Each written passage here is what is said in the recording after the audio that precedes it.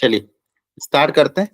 तो देखो ये आज जो मैंने पीडीएफ यहाँ पे ओपन करी है मैथ्स की, जिसमें सारे चैप्टर्स के फॉर्मूले हैं।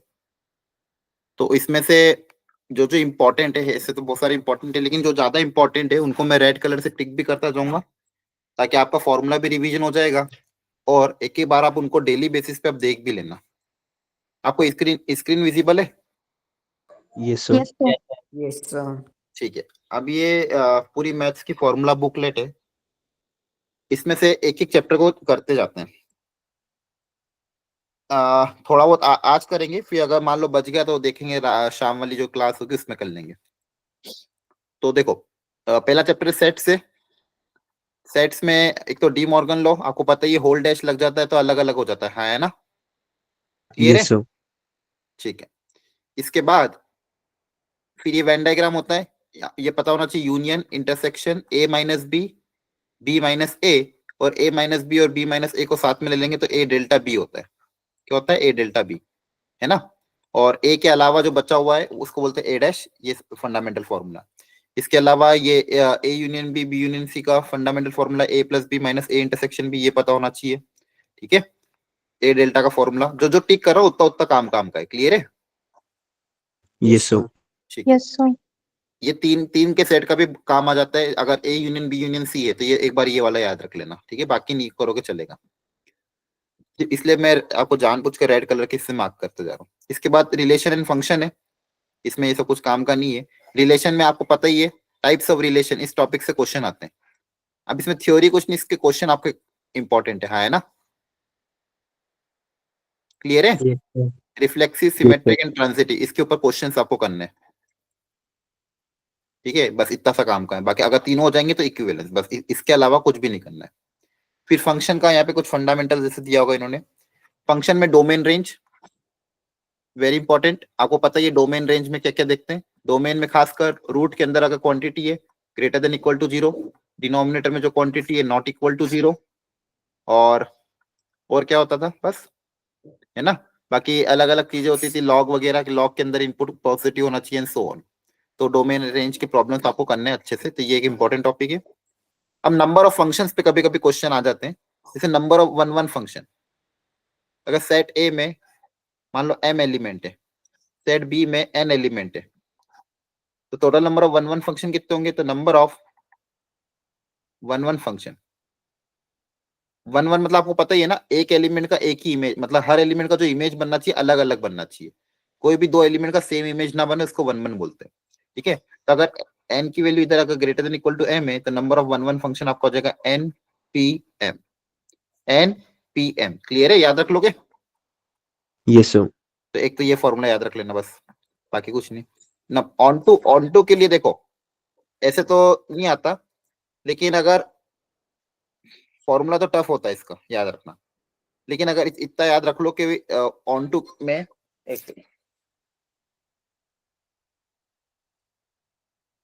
ऑन टू में अगर देखो डायरेक्ट फॉर्मूला देखोगे तो ये याद रखने वाली जरूरत नहीं है, इसका भी भूल ही जाओ। सीवी वन वाला फंक्शन याद रख लेना। इसमें जो याद रखने वाली चीज है bijective, number of bijective function. Bijective मतलब बोलेंगे तो क्या वन भी हो जाए और ऑन टू भी हो जाए, हाँ है ना? Yes sir. उस केस में बस ये याद रख लेना, ए और बी दो सेट है, दोनों में नंबर ऑफ एलिमेंट सेम होने चाहिए तो ही बाइजेक्टिव बनेगा। और नंबर ऑफ बाइजेक्टिव कितने हो जाएंगे? n factorial. Number of bijective कितने हो जाएंगे? n factorial. क्लियर? आ रही बात समझ में? यस ठीक है। ओके। इसके बाद अगला modulus property is important, very important. Modulus के बारे में पता होना चाहिए आपको। मॉड्यूलस प्रोडक्ट में अलग अलग हो जाता है, हाँ है ना? और ये ट्राइंगुलर इनइक्वालिटी मॉड्यूलस की, ठीक है। यस अब sir. Properties of greatest integer function, again very important topic. Greatest integer की प्रॉपर्टी, अगर इंटीजर है तो अलग हो जाता है, नेगेटिव बाहर आ जाता है, ठीक है। और ग्रेटर, अगर कोई भी इंटीजर ग्रेटर देन n है तो क्या होगा, लेस देन n है तो क्या होगा। ये सारी प्रॉपर्टी भी काम आती है, इस पर हमने क्वेश्चन भी किए थे, तो इसकी थोड़ी प्रैक्टिस कर लेना है ना। जैसे मान लो greatest integer of X greater than 5 दिया हुआ है, तो एक्स की वैल्यू कहां से कहां तक लाई करेगी, थोड़ा लॉजिकली सोचना। 5 से ज्यादा इंटीजर कौन कौन से होते हैं, 6 7 8 9 10 एंड सो ऑन, है ना। तो एक्स की वैल्यू कहां से कहां तक लेगी, 6 बनाने के लिए इंटीजर 6 से ज्यादा होना चाहिए। क्लियर है। Yes, sir. इस तरह से ये सारी प्रॉपर्टी इंपॉर्टेंट है, तो जो जो स्टार मार्क कर रहा हूं उनको तो पढ़ ही लेना। ठीक है, ये हो गया बस। इसके बाद हाँ, इसके बाद पीरियोडिक फंक्शन की, कि अगर एफ एक्स पीरियोडिक है, इसका पीरियड अगर टी है, ठीक है, तो 1/f(x) और √(f(x) ये भी पीरियोडिक होंगे, इसका भी पीरियड क्या होगा, टी होगा। कांस्टेंट फंक्शन पीरियोडिक होता है पर पीरियड इज नॉट डिफाइंड। दो फंक्शन जिसके पीरियड है टी वन और टी टू, अगर एडिशन में है तो टोटल फंक्शन टोटल पीरियड कितना हो जाएगा, LCM of T one T two. याद आ रहा है। Yes, sir. ठीक है, अगर कोई फंक्शन एफ एक्स जिसका पीरियड है टी, तो f of a x plus b का पीरियड कितना हो जाएगा, टी बाई ए। ए से क्या कर देते हो, डिवाइड कर देते हो। याद आ रहा है। अगर मान लो Yes, for sir. Example sine of 3x है, इसका पीरियड कितना हो जाएगा, 2π/3, है ना। जो भी Yes, कोफिशिएंट sir. उससे हम डिवाइड कर देते हैं। ये सारी चीजें यहाँ पे इंपॉर्टेंट है। ठीक है, ऑड इवन का बस फंडामेंटल पता होना चाहिए, इतना ज्यादा डिटेल में ये जानना नहीं। ऑड इवन का बस इतना पता होना चाहिए, कोई भी फंक्शन ऑड या इवन कब होगा, एफ ऑफ माइनस एक्स अगर एफ एक्स के बराबर है तो even, F of minus x minus F x के बराबर है तो odd. Clear. Yes, sir. Okay,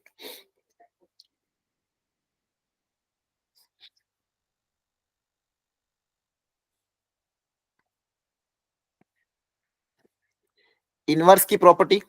inverse किसी भी फंक्शन का यूनिक होता है, फंक्शन अगर बाइजेक्टिव होगा तो ही इनवर्स निकाला जा सकता है। ठीक है, अगर इनवर्स है तो कॉग और गॉफ, एफ ऑफ एफ और गॉफ आई के बराबर आता है, ये लिखा हुआ है। ठीक है, तो ये थोड़ा सा ध्यान रख लेना। ये वाला भी इन जनरल वाला प्रोडक्ट है, प्रोडक्ट अगर सम में टूटता है तो एल एन एक्स होता है, फंक्शन को क्या लेते हैं, l n x. Product product में टूट रहा है तो एक्स की पावर एन, सम प्रोडक्ट में टूट रहा है तो ए की पावर के एक्स, सम सम में टूट रहा है तो के एक्स। तो ये भी इंपॉर्टेंट है, याद आ रहा है। फंक्शनल इक्वेशन बेस्ड क्वेश्चन आते थे, हाँ, है ना। Yes, sir. ठीक है, तो ये आप लिख के रख लेना। तो जो जो स्टार मार्क कर रहा हूँ वो सारे इंपॉर्टेंट है, उनके लिए अपने लिए अलग बनाने रहता। देखो जो इनकेस अगर अभी नहीं कर पाया सारी चीजें, तो मैं आपको क्या करूंगा, आपके लेक्चर के बाद भी स्टार मार्क करके दे दूंगा, ताकि आप लोग घर पे इसको सॉल्व कर पाओ। मतलब यहाँ से स्टार मार्क करे हुए चीजें सारे आपके फॉर्मूला शीट में होनी ही चाहिए। इसके अलावा ट्रिग्नोमेट्री में बेसिक फंडामेंटल में तो ये बेसिक आइडेंटिटी तो आपको पता ही होती है, तो इनको तो लिखने की जरूरत नहीं है। ठीक है, ये ध्यान रख लेना बस, कुछ कभी कभी ये सब चीजें काम आ जाती है।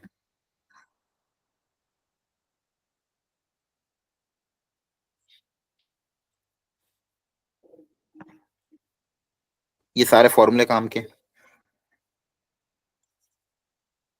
जो काम के वही लिखे हुए हैं यहाँ पे। क्या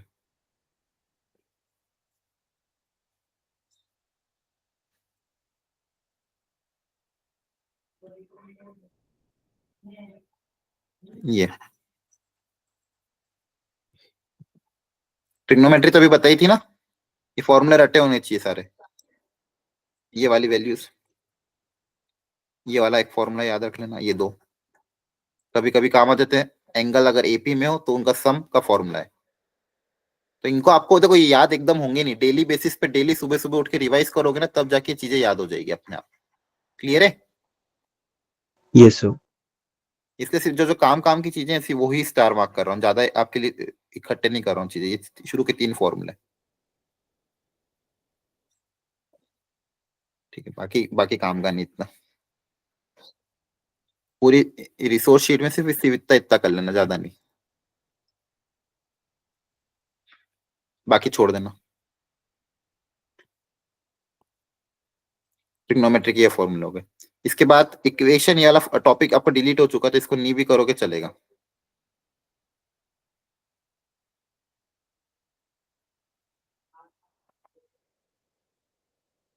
सोल्यूशन ऑफ ट्राइंगल भी डिलीट हो गया, लेकिन बस इसमें साइन रूल और कोसाइन रूल एक बार पढ़ लेना, एक ट्राइंगल के लिए।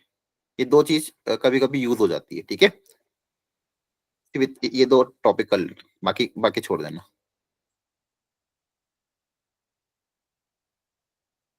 ये भी नहीं भी करोगे चलेगा।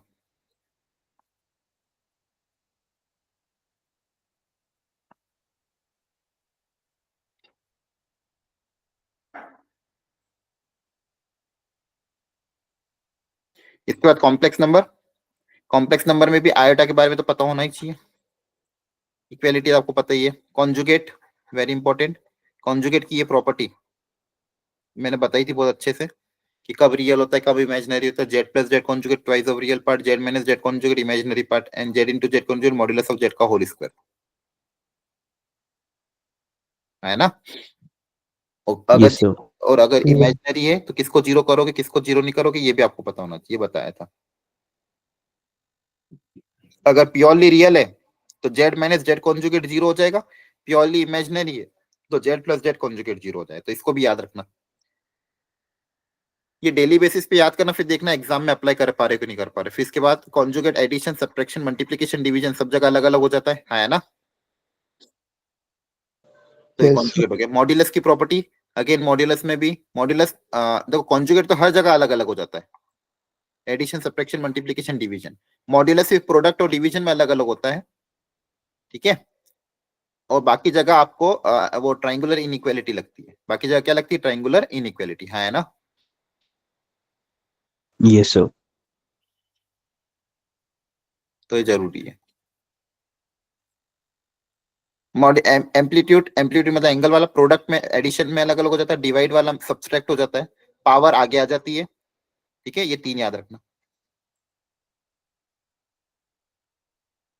अगर दो कॉम्प्लेक्स नंबर प्रोडक्ट में तो उनका ओवरऑल मॉड्यूलेशन ऐसा हो जाता है। डीमोवर्स में ई की पावर एन थीटा है तो एन मल्टीप्लाई हो जाता है। ई की पावर क्या हो जाता है? एन थीटा, एन मल्टीप्लाई हो जाता है, बस इतना सा ध्यान रखना है।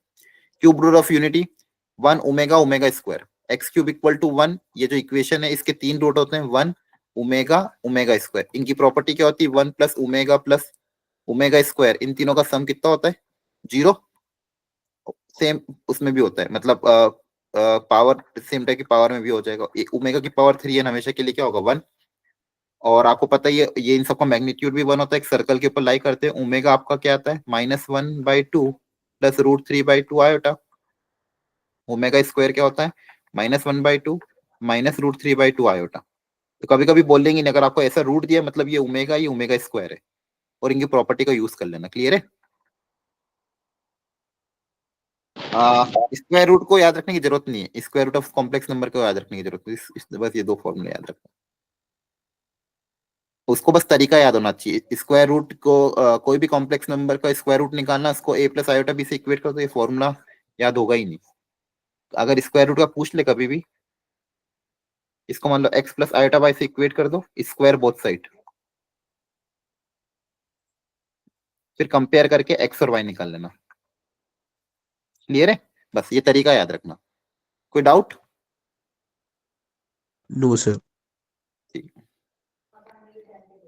ये इक्विलेटरल ट्राइंगल का कभी कभी काम आ जाता है। अगर एक ट्राइंगल जिसकी तीनों वर्टाइसेस Z1 Z2 Z3, और अगर ये इक्विलेटरल ट्राइंगल है तो एक तो ये प्रॉपर्टी काम की है, Z1 square plus Z2 square plus Z2 square इसके बराबर होगा, और दूसरी प्रॉपर्टी 1/Z1 प्लस 1 ये डिफरेंस 0 के बराबर होगा, ठीक है। बस ये खासकर ये पहली प्रॉपर्टी बस याद रख लेना पोते, ठीक है। बाकी नहीं याद रखोगे चलेगा।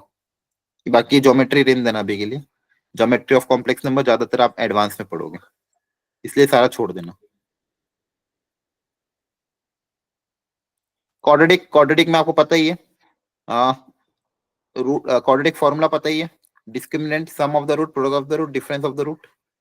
अगर रूट्स अल्फा बीटा है तो इक्वेशन बनाने का तरीका, इससे तो बहुत क्वेश्चन आते हैं आपके जेई मेंस का सिलेबस का मेजर पार्ट है, तो क्वेश्चन इसमें बनेंगे। नेचर ऑफ द रूट पता ही है आपको, ठीक है। अगर इमेजिनरी रूट से तो कॉन्जुगेट पेयर में अकर करेंगे, इरेशनल रूट है तो भी कॉन्जुगेट पेयर में अकर करेंगे, अगेन वेरी इंपॉर्टेंट, ठीक है ना।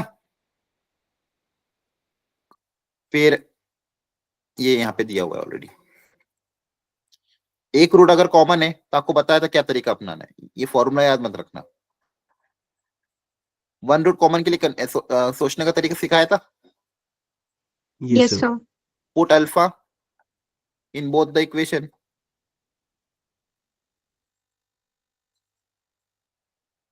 Eliminate alpha square and find alpha, ठीक है। ये वन रूट कॉमन की कंडीशन याद रखना। बाकी बोथ रूट कॉमन का आपको पता ही है, कोफिशिएंट इक्वेट हो जाएंगे, ये कर सकते हैं आप। वन रूट कॉमन के लिए फॉर्मूला याद मत रखना, याद होगा भी नहीं, तरीका याद रहेगा हमेशा। अगर अल्फा कॉमन रूट है दोनों इक्वेशन में रख देना, अल्फा स्क्वायर को एलिमिनेट कर देना और अल्फा निकाल लेना, हाँ है ना, क्लियर है? Yes, sir. ठीक, Yes, sir. ये भी थोड़ा फंडामेंटल है, लॉजिकल है, याद रख सको तो याद रख लेना, ठीक है। जैसे यहाँ पे इन्होंने क्या बोला है, कभी कभी आपको ऐसा देंगे कि X square plus B X plus C equal to 0, और ये कंडीशन गिवन है if A plus B plus C अगर 0 के बराबर है, तो इसका एक रूट क्या होगा, एक्स इक्वल टू 1 इसका रूट होगा, है ना। एक्स को 1 रखोगे तो यही तो Yes, sir. कंडीशन बनेगी, ए प्लस बी प्लस सी। अगर कोई क्वाड्रेटिक इक्वेशन गिवन है उसमें कंडीशन दे दे कि ए प्लस बी प्लस सी 0, इसका मतलब उसका एक रूट क्या है, एक्स इक्वल टू 1, और दूसरा रूट कहां से निकाल लोगे, प्रोडक्ट ऑफ द रूट से सी बाई ए। आ रही बात समझ में? Yes, sir. ठीक,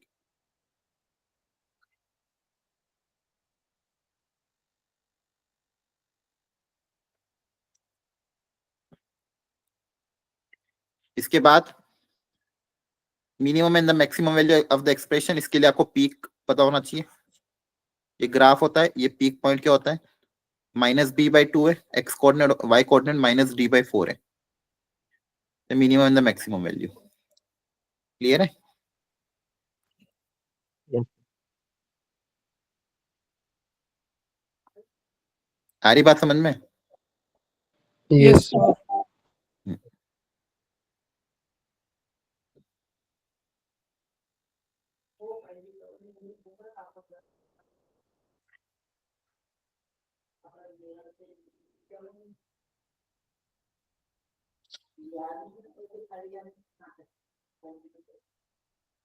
बाकी लोकेशन ऑफ द रूट में कुछ कुछ कंडीशन याद रख लेना।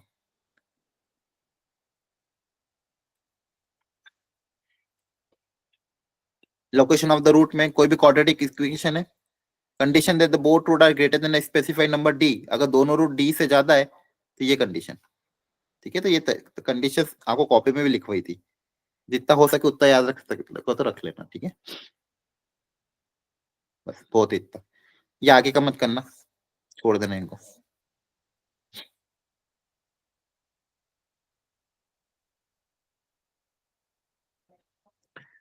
परम्यूटेशन एंड कॉम्बिनेशन, इसमें आपको पता ही है फंडामेंटल प्रिंसिपल ऑफ मल्टीप्लिकेशन, एक काम को करने के इतने तरीके, तो दोनों काम को करने के कितने तरीके होंगे, ये तो स्टार्टिंग में हम इसी से स्टार्ट करते हैं। एन लोगों को एन जगह पे अरेंज करने का तरीका एन फैक्टोरियल, परम्यूटेशन आपको पता ही है, एन लोगों को सिलेक्ट करके अरेंज करना है तो एन पी आर, एन में से आर लोगों को सिलेक्ट करके अरेंज करने का तरीका एन पी आर होता है। इसके अलावा परम्यूटेशन कॉम्बिनेशन में जैसे ये एनसीआर इंटू आर फैक्टोरियल भी कर सकते हो, नहीं इसमें तो वो वाला फॉर्मूला है। बाकी ज्यादातर मैं इसमें यही रेफर करूंगा कि आप मेरे नोट्स को निकाल के देख लो, उसमें जो जो काम की चीजें वो ऑलरेडी मैंने आपको दे रखी है, ठीक है। Yes, sir. इन्होंने फॉर्मूले के रूप में बहुत सारी चीजें दी हुई है, लेकिन ये याद नहीं होंगे आपको, जो तरीके इंपॉर्टेंट वो बता रखा है, बस मैं टिक कर देता हूँ जो जो काम की चीजें, ठीक है। अच्छा, इसका एक प्रॉपर फॉर्मेट भी आपको मैं दूंगा, हो सकता है इसमें ब्लर दिख रहा हो आपको, इसकी जो एक कॉपी दूंगा जिसमें बिना टिक किए होंगे, और एक कॉपी दे दूंगा जिसमें टिक करके रखे मैंने, ताकि आप बस जो टिक किए हुए ना उनको एक कागज पे उतार लेना अपने, तो आपका सारी चीजें आपके पास प्रॉपरली पड़ी रहेगी, ठीक है ना। Okay, sir. Okay, sir. Division and distribution बताया था, कैसे डिवीजन डिस्ट्रीब्यूशन करना, डिस्टिंग ऑब्जेक्ट का और आइडेंटिकल ऑब्जेक्ट का। डिस्टिंग ऑब्जेक्ट और आइडेंटिकल ऑब्जेक्ट के लिए दो फॉर्मूले भी होते हैं, वो भी बता दिया था आपको, ये वाला formula n plus r minus one C r minus one, ठीक है, वो याद रख लेना, मतलब कहने का मतलब कि मेरी नोट्स ही ले लेना।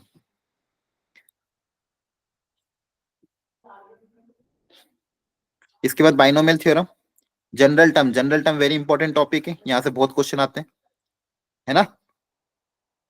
Yes, sir. ठीक है, इसके बाद जनरल टर्म से रिलेटेड आपको बस कोफिशिएंट को इक्वेट करना रहेगा, तो वो थोड़ा बहुत उसके तरीके याद रख लेना। ग्रेटेस्ट टर्म के लिए TP upon TP plus one greater than equal to one करके सॉल्व कर लेना, जैसे T R plus one upon T R, ऐसे याद रख लो, greater than equal to one. या फिर इसको सॉल्व करके आप जनरल टर्म ग्रेटेस्ट टर्म वाले क्वेश्चन कर सकते हो, एक बार नोट्स देख लेना। मल्टीनोमियल मत करना, मल्टीनोमियल और कोफिशिएंट वाले पोर्शन डिलीट हो गया, तो उसको करने की जरूरत नहीं है। Binomial for theorem for n index, ये थोड़ा बहुत ध्यान रख लेना, बस बहुत इतना। Sequence in series AP GP और एपी जीपी का मिक्स प्रॉब्लम वो आएगा आपको, ठीक है। तो फंडामेंटल फॉर्मूले और इसकी कुछ इंपॉर्टेंट प्रॉपर्टीज ये पता होनी चाहिए, ठीक है। और जीपी में भी फंडामेंटल फॉर्मूले, इसकी इंपॉर्टेंट प्रॉपर्टीज।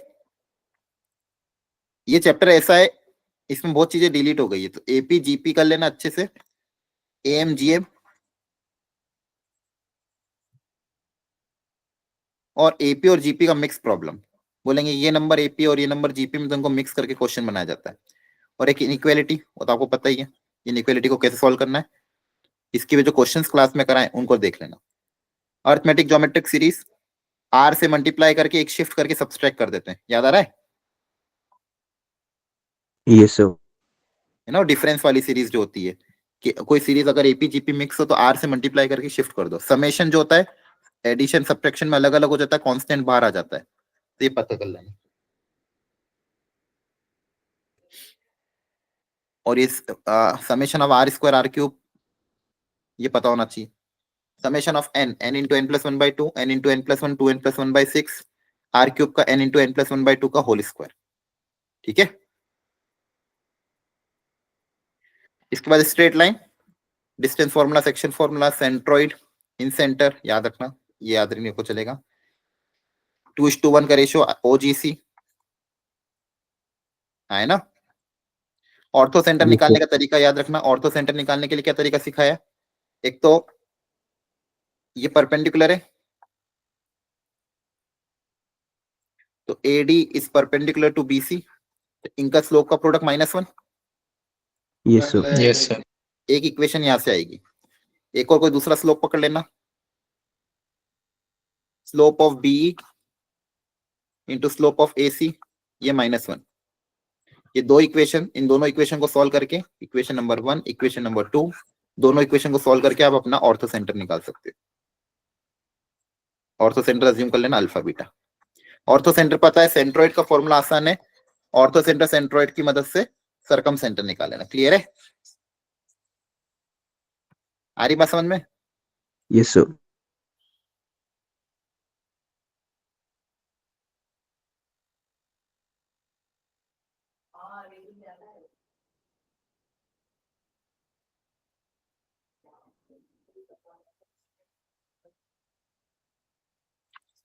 कोई डाउट? No, sir. ओके, ये सब छोड़ देना। इसके बाद स्लोप इंटरसेप्ट फ्रॉम लाइन की इक्वेशन आपको पता है कैसे निकालते हैं, ठीक है ना। अभी स्ट्रेट लाइन थोड़े दिन पहले ही कराया था।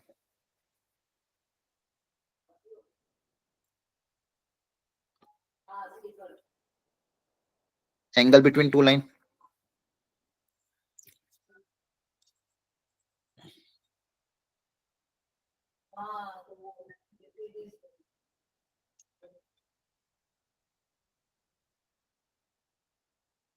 डिस्टेंस बिटवीन पैरेलल लाइन, ये याद कर लेना। ये सारे याद है ना, सब करा रखा है क्लास में, हाँ है ना। Yes, sir. Yes, sir. एक पॉइंट का एक लाइन से परपेंडिकुलर डिस्टेंस, इसलिए जो जो काम काम के इसमें बहुत सारे फॉर्मूले होते हैं, कभी भी कोई भी फॉर्मूला शीट देखोगे तो बहुत सारा रहता है, उन सारे काम काम के बस उतार लो। मैं होगा अगर मेरे पास रहा तो मैं खुद ही एक काम करूंगा, आपके लिए बना के दे दूंगा, टाइम मिल नहीं पा रहा है, नहीं तो मैं खुद ही एक फॉर्मूला शीट बनाऊंगा, क्रॉप कर करके आपको एक प्रोवाइड करा दूंगा, जहाँ पे एक साथ सारी चीजें आ जाए। मेरे हिसाब से जो जो भी चीजें काम काम की मुझे लगती है कि हाँ ये चीजें जेई में पिछले कुछ सालों से पूछी जा रही है, वो मैं आपको एक साथ दे दूंगा। Position of point with respect to line, ये बताया था अभी थोड़ी दिन पहले, 3 लाइन अगर कॉन्ग्रुएंट है तो उसका डिटरमिनेंट क्या हो जाएगा, 0 हो जाएगा, है ना। Yes, sir. 2 पॉइंट अगर लाइन के सेम साइड में, तो दोनों पॉइंट को लाइन के अंदर रख दो कि उनका product greater than 0, opposite side है तो प्रोडक्ट लेस देन 0, ठीक है। ये ध्यान रखना, ठीक है।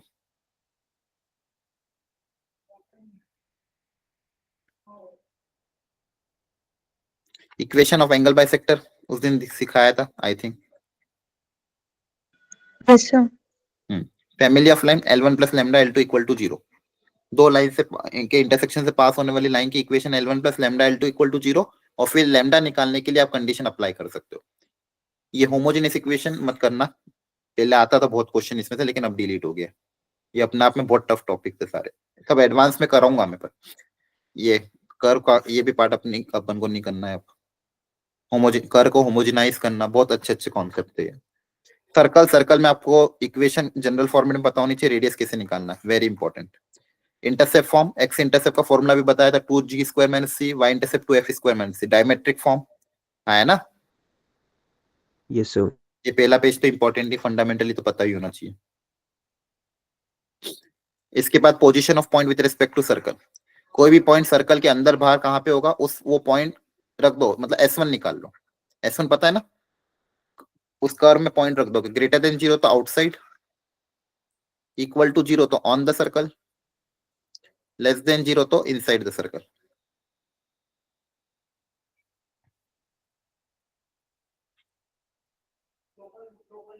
बस ये टेंजेंट छोड़ सर देना। S1 जो 2 पॉइंट्स होंगे उनको सर्कल की इक्वेशन में डालना है। हाँ, S1 मतलब वही बताया था ना, वो x1 y1 को सर्कल की इक्वेशन में रख दो कि आपको एक वैल्यू मिलेगी, वो वैल्यू अगर पॉजिटिव है, ग्रेटर देन 0 है, तो पॉइंट सर्कल के बाहर होगा। वो पॉइंट अगर वो इक्वल टू 0 सेटिस्फाई कर रहा है तो सर्कल के ऊपर होगा, लेस देन 0 तो सर्कल के अंदर होगा। क्लियर है? Okay sir.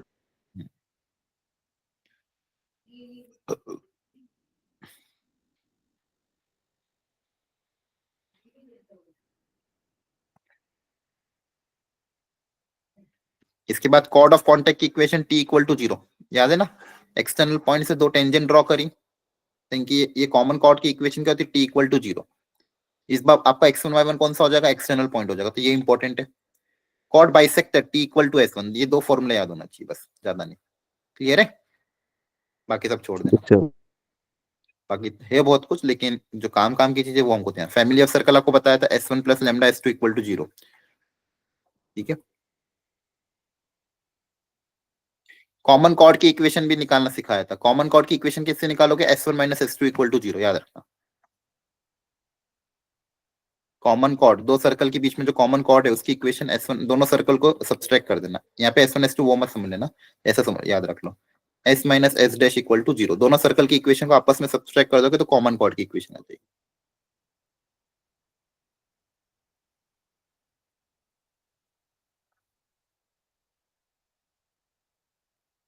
ये यहाँ पे दिया हुआ है।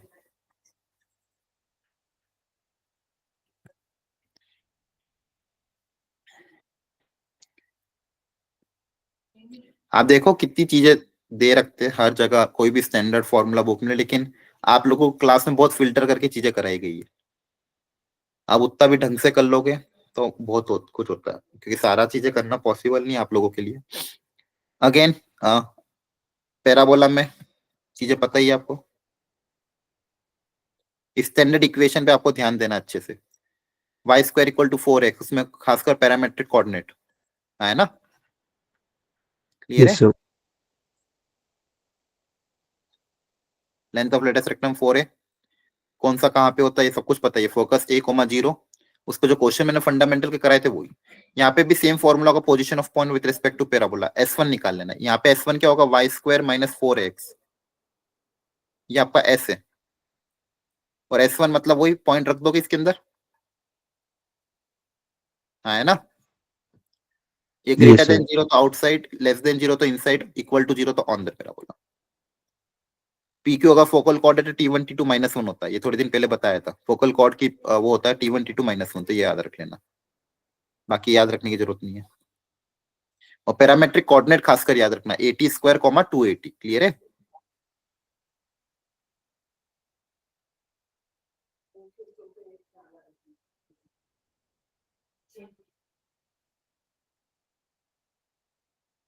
लेंथ ऑफ लेटेस्ट रेक्टम इस केस में 2b² होता है ना।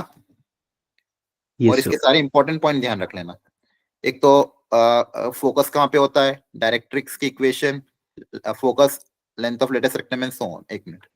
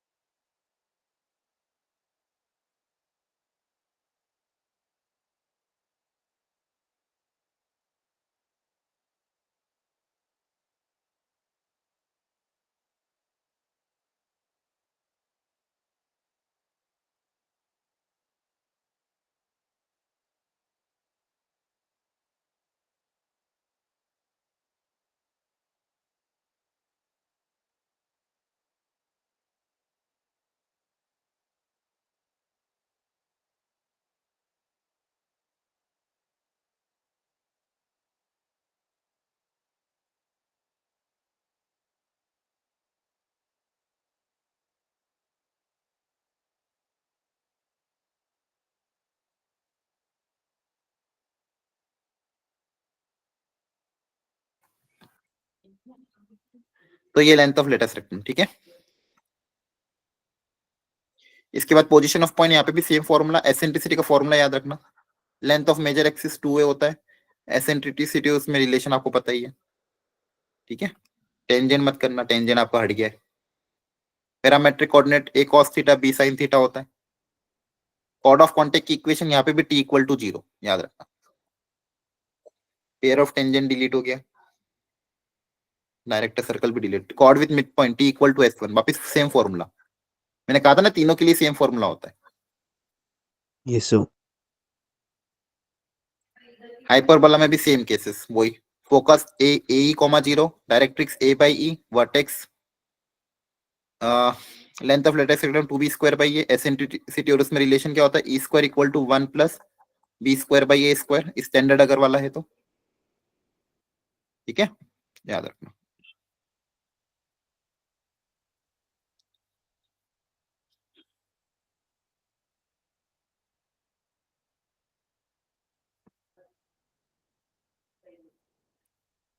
कोई डाउट यहाँ तक समझ में आ रहा है? Yes sir.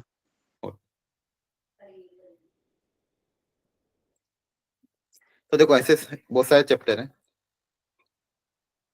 एक एक जितना हो पाएगा उतना हम कवर करने की कोशिश करेंगे, बाकी फिर मैं कोशिश करूंगा आपके लिए एक प्रॉपर लिस्ट और बनाने दूं। थोड़े दिन अभी कल परसों अपन ने स्टैटिस्टिक्स चालू किया था, मीन निकालने का फॉर्मूला आपको पता ही है, ठीक है। मीन मीडियन मॉड, इसमें से एक क्वेश्चन आता ही है, इसलिए अच्छे से करके जाना इस टॉपिक को। मीडियन निकालने का फॉर्मूला, दोनों फॉर्मूला आपको बता दे, मॉड का भी फॉर्मूला याद रख सको तो रख लेना, ये वो पहले भी था, F not minus F one upon two F not minus F one minus F two. F one क्या होता है, एफ नॉट मॉडल क्लास की फ्रीक्वेंसी, एफ वन उसके सॉरी इन्होंने उल्टा लिख दिया, क्या है एफ वन एफ नॉट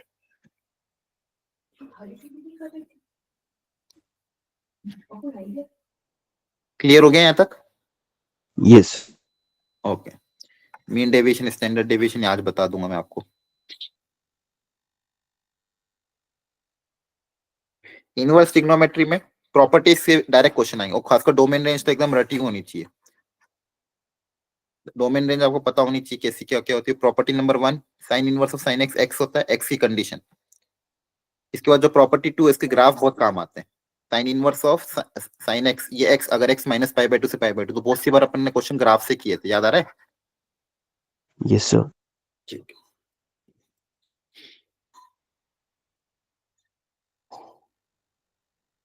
तो ग्राफ भी सारे याद रखना, सिर्फ ये 3 वाले, साइन इनवर्स, कॉस इनवर्स और टेन इनवर्स। और अगर सीकेंड और उसका क्वेश्चन आता है तो उसको कॉस में कन्वर्ट कर देना। ये 3 ग्राफ याद रखना ना, इनकी इक्वेशन आपको पता चल जाएगा। इस पे बहुत सारे क्वेश्चन आते हैं उस वाली प्रॉपर्टी पे। फिर प्रॉपर्टी 3 कॉसेक को साइन में कन्वर्ट करना, माइनस बाहर आ जाता है, यहाँ पे पाई माइनस हो जाता है। साइन इनवर्स कॉस इनवर्स का सम पाई बाई 2 अगर एक्स सेम है तो। और ये वाली, ये सारी प्रॉपर्टी इंपॉर्टेंट है, जो काम की वही दी है। ये प्रॉपर्टीज अगर याद हो जाएगी तो आपका क्वेश्चन सॉल्विंग हो जाएगा। ये बाकी ये नीचे की छोड़ देना, नीचे का बस कन्वर्जन है, तो वो तो आप सब्स्टिट्यूशन मेथड अप्लाई करके निकाल लेना खुद से, याद रखने की जरूरत नहीं है। याद रखना तो ये, अगर याद रखना तो ये याद रख लेना, बाकी ज्यादा याद मत रखना। स्टैंडर्ड सब्स्टिट्यूशन करोगे एक्स को साइन थीटा कॉस थीटा, सारी चीजें प्रूव हो जाएगी, इसलिए इनको याद नहीं करवाया मैंने।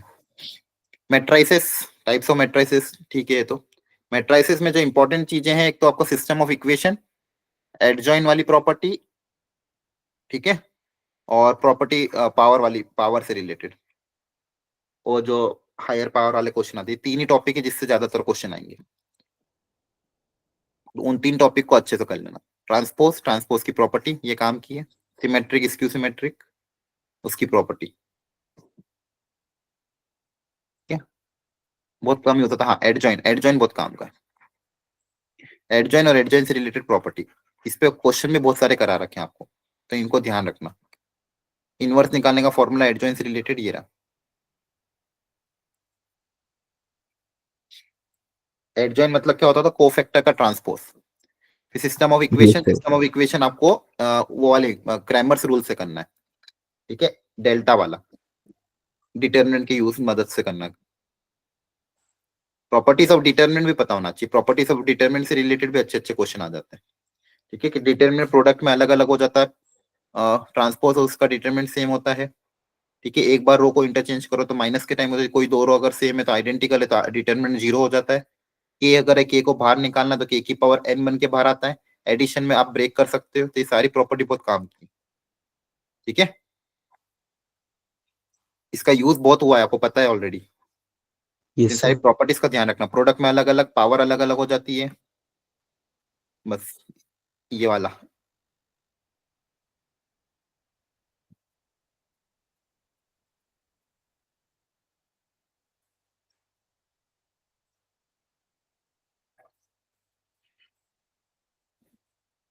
ठीक है, ये एडजॉइंट से रिलेटेड प्रॉपर्टी है।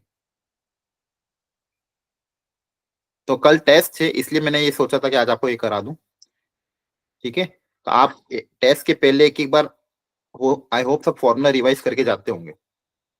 आपके पास अगर खुद की फॉर्मूला शीट बनी हुई तो बहुत अच्छी बात है, नहीं तो एक तो ये है जो मैंने आज आपको दिखाई है, ऐसे आपको हर क्लास में जो मैं बताता हूँ ना इंपॉर्टेंट चीजें, उसका एक हर जगह आपके पास अब इकट्ठा हो जाना चाहिए। अब आपके पास 5 टेस्ट बाकी हैं, तो कम से कम एक वीक में 2 बार तो सारे फॉर्मूला आपको रिवाइज करने ही है डेली बेसिस पे।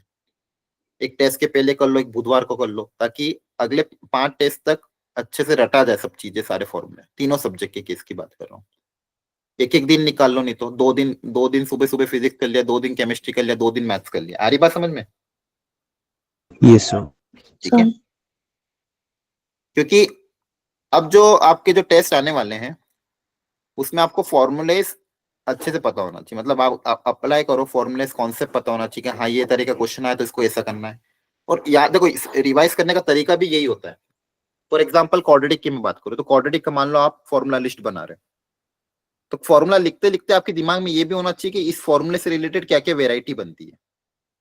ठीक है, जैसे फॉर्मूला लिख रहे हो सामने नोट्स भी खोल के रखो कि इसमें क्या क्या वेराइटी सर ने कराई, वो सारी दिमाग में आ जानी चाहिए। उसमें से आपको लग रहा है कि यार ये वेराइटी शायद मैं भूल जाऊं तो अपने फॉर्मूला शीट में उतार लो। फिर अगर मैं पीएनसी की बात करूं तो पीएनसी में जो जो वेराइटी में अलग अलग वेराइटी में जो जो क्वेश्चंस करा है उसमें जो जो काम की इंपॉर्टेंट चीज है वो आपने नोट डाउन कर ली। आपको लग रहा है इस वेराइटी का क्वेश्चन के थ्रू समझाया था तो क्वेश्चन अपने नोट्स में उतार लो, ताकि ये चीज आप ऐसे रिवाइज करोगे तो कभी गलती नहीं होगी। ठीक है, इस अब फिजिक्स केमिस्ट्री का पता नहीं मुझे, फिजिक्स केमिस्ट्री में ये तरीका अपना सकते हो आप लोग। आपको बस मतलब अब आगे जाके ऐसा हो जाना चाहिए, मैं बोलूं कि क्वाड्रेटिक का फॉर्मूला लिस्ट बना दो, एक कागज पेन दे दो, बोलो क्वाड्रेटिक के सारे फॉर्मूला लिखो, तो आपको बिना मतलब यूज किए आपको बिना देखे लिखना आना चाहिए। मैं बोलता हूँ अगर आपको कि 3D में जो जो भी फॉर्मूला इंपॉर्टेंट है जो आपने लिख रखे उनको नोट डाउन करो, तो आप बिना देखे लिख सको, ऐसा हो जाना चाहिए। आ रही बात समझ में? Shortest distance between 2 line very important. 3D का फिर वेक्टर के प्रोडक्ट ऑफ द वेक्टर, ये फॉर्मूला वेरी इंपॉर्टेंट है। फिर क्रैमर्स रूल से कैसे क्या क्या कंडीशन होती है यूनिक सॉल्यूशन की, इनफाइनाइट सॉल्यूशन की, वो कंडीशन आपको पता होना चाहिए। इनवर्स ट्रिग्नोमेट्रिक फंक्शन में जो जो भी प्रॉपर्टीज है वो प्रॉपर्टीज पता होना चाहिए, उन प्रॉपर्टीज रिलेटेड क्वेश्चन कैसे आते हैं वो दिमाग में होना चाहिए। उसके लिए आप नोट्स रेफर कर सकते हो। इस तरह से चीजें क्रिस्टल क्लियर होनी चाहिए, मतलब बैठ के अब आपको यही करना बच्चे हुए दिमाग में, और इतना कॉन्फिडेंस आ जाना चाहिए कि कोई भी चैप्टर का मैं बोलूं कि इसका फॉर्मूला लिस्ट बनाओ, तो आप फॉर्मूला लिस्ट बनाते बनाते आपके दिमाग में ये भी होना चाहिए कि इससे रिलेटेड कैसे कैसे क्वेश्चन आते हैं। आप समझ पा रहे हो कैसे याद करना है, कैसे रिवाइज करना है? Yes, sir. ठीक है, 3 चीजों का आपको ध्यान रखना है। Clear everyone? Okay, Yes, sir. ठीक है। इसके लिए अब जैसे अपने पास अब आज 20 तारीख हो गई है, तो ये जो हाँ मैंने माधव फॉर्मूलेस के बारे में बताया कि आपके फॉर्मूला लिस्ट एक प्रॉपर तरीके से बननी चाहिए, और उसमें जो जो काम काम की चीजें हैं वो आपको ढंग से नोट डाउन करनी है। और आपको ऐसे याद हो जाना चाहिए कि आपको कोई बोले कि आप खुद ही क्रॉस चेक करो कि आपको याद है कि नहीं याद है। आप खुद ही कागज पेन लेके बैठ जाओ, क्वाड्रेटिक के फॉर्मूले मुझे याद है कि नहीं याद है, बिना देखे लिख लो। फिर आपको बोला कि मैट्रिक्स से डिटर में क्या क्या फॉर्मूले थे आपने बिना देखे, मतलब रफली बस ऐसे उतारते जाना है, रफ रफ में, पूरा डिटेल में नहीं उतारना है, ताकि अपने आप क्लिक कर जाएगा कि हाँ कौन सा फॉर्मूला आप भूल गए हो। 3D के फॉर्मूला एक बार लिखने बैठो, फिर आपको एकदम क्लिक करेगा इसमें प्लस था कि माइनस था, फिर आप वापस देखोगे। तो ऐसे बिना देखे लिखते जाओ हर चैप्टर के लिए, तीनों सब्जेक्ट में। और अब अगर ये लिस्ट को डेली बेसिस पे रिवाइज करोगे तो अपने आप चीजें याद हो जाएगी। अब अपने पास दिन कम ही बचे, 3-4 वीक्स हैं, 4 वीक हैं, ये 4 वीक्स में जितना हो सकता है उतना हम कोशिश करेंगे चीजें मैक्सिमाइज करने की। क्लियर है? ओके, ठीक है। तो कल का टेस्ट प्रॉपरली दे देना टाइम से, जैसा कि बताया था 9 से 12 में। शाम को आपका पेपर डिस्कशन होगा, मैं पूरा पेपर बहुत अच्छे से डिस्कस करूंगा, होगा क्या, एक पेपर डिस्कशन में आपका सारे चैप्टर वापस रिवाइज हो जाएंगे, है ना, तीनों सब्जेक्ट में, क्योंकि एक पेपर में लगभग हर चैप्टर कवर हो जाता है। तो हर चैप्टर का जो जो भी इंपॉर्टेंट कॉन्सेप्ट उस पेपर में कवर हो रहे हैं उनका फॉर्मूला तो हम रिवाइज करते ही क्वेश्चन सॉल्व करते करते। तो आपका अगर एक पेपर का डिस्कशन 3 घंटे अगर आपने कर लिया तो आपको फिजिक्स केमिस्ट्री मैथ सारा रिवाइज हो जाएगा एक ही बार में। ठीक है, तो पेपर डिस्कशन में पार्टिसिपेट प्रॉपरली करना।